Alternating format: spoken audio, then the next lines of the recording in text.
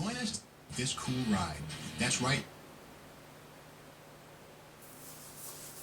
Join us today as we revive the interior of our Mustang and give it a fresh new look and modern comfort. You won't believe the cool tools we have at hand to take this car from sad to bad. When we're done, we'll be the envy of everyone with this cool ride. That's right now on Classic Car Restoration.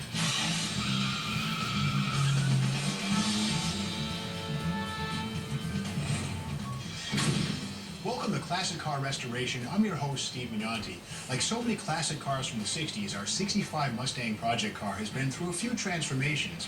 When we had the fenders off earlier, we realized there was some turquoise paint. Sure enough, when we look at the door trim tag, you find out that the car is coded 5 for a twilight turquoise metallic. And when we look at the upholstery, we see that it's got a number 26, which means a black vinyl interior. So our car has been repainted.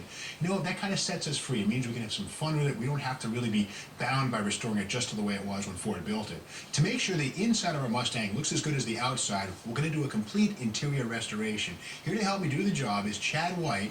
Now, Chad, you've done a lot of restorations in your time, and tell us, where do we start? We start from the top down, Steve. We're going to put a headliner insulation in, we're going to put a brand new headliner in, and then finish it off with some windlace. Okay, now, when we got our Mustang, I have to say that the headliner and the bows were missing. So you've kind of saved us. You've brought us some used parts. Yeah, I brought a used headliner here today. The reason I did is that the headliner bows are particular to the location that they fit. Originally, they were color-coded, yellow, pink. A lot of times that's worn off. You don't know where the bows go. We start the headliner installation by spraying the ceiling as well as the insulation blanket with contact adhesive. When the adhesive tacks up, Chad and I install the insulation, starting in the front and working to the back. It's time to lay the new headliner out, insert the bows, and raise it up. Taking the bows out of the used headliner, Chad inserts each bow into the new headliner pockets. It's important to use the 3 bows in the same order as they came out of the old headliner. As you'll notice, there is a spring steel effect to these bows. So that once we put them in, it'll hang down, and then we will actually turn the bows up, and they'll make their place against the ceiling and hold the panels nice and tight. We'll then glue in the front, glue in the back, windlace along the side, and we'll be done before you know it. The bows are installed from front to back, hooking the ends into the factory holes in the roof support. With a little twist, we turn the bows over and they spring back, pulling the material against the roof. Now we also have a couple of retainers. These are little wires that are used to retain the headliner and keep that last bow in its location so it doesn't move.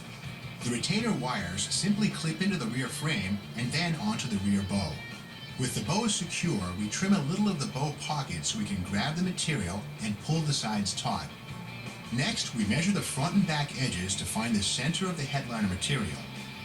We can now apply a little fast-tack trim adhesive to the front center and to the rear center of the headliner. Pull that taut, and that will establish and start our installation of our headliner.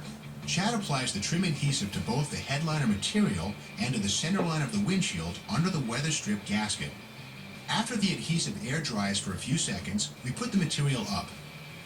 Okay, we want to pull that tight, and we get it right there in the center according to where our mark is.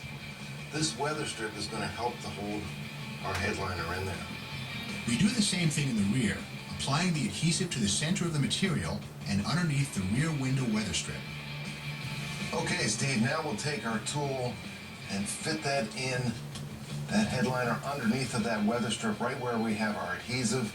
The weather strip is then going to help to hold that headliner in there. We've got a nice tight fit here so far. Before gluing the remaining material, Chad installs windlass at the sides to hold the headliner in place. Now we're ready to apply some more adhesive to set this headliner in place in front. We're going to work from the center over to the pillar, and we're going to go from the center here at the door and work our way to the pillar. Again, Chad applies the adhesive to both the headliner material and underneath the weather strip lip. And we're just going to do about 12 inches from the center out. When the adhesive tacks up, he uses the headliner tool to push the material in under the rubber. Okay, good. We continue the process in small steps, gluing the headliner in while pulling the material taut. The windlace simply snaps onto the door trim and keeps the sides of the headliner in place. For a recap of our headliner installation as well as the resources required to do the job or anything else you've seen on our Mustang restoration, check us out on the website at DIYnetwork.com. We continue to take our time as we work on the rear window, using the plastic tool to tuck the material in as taut as possible and installing the windlace along the side edges. With the headliner looking good, Chad trims the excess material using a sharp blade along the inside of the weather strip lip. Okay, Steve, we're just about ready to cut the last of the excess headliner material. And our headliner's finished. Looks great. When we come back, we'll use an unusual tool to rebuild our Mustang seats, and we've got an insider tip on cutting perfect holes in upholstery. If you tried to cut that with a knife, you'd end up cutting it too big. Wait till you see how well it works. Next. The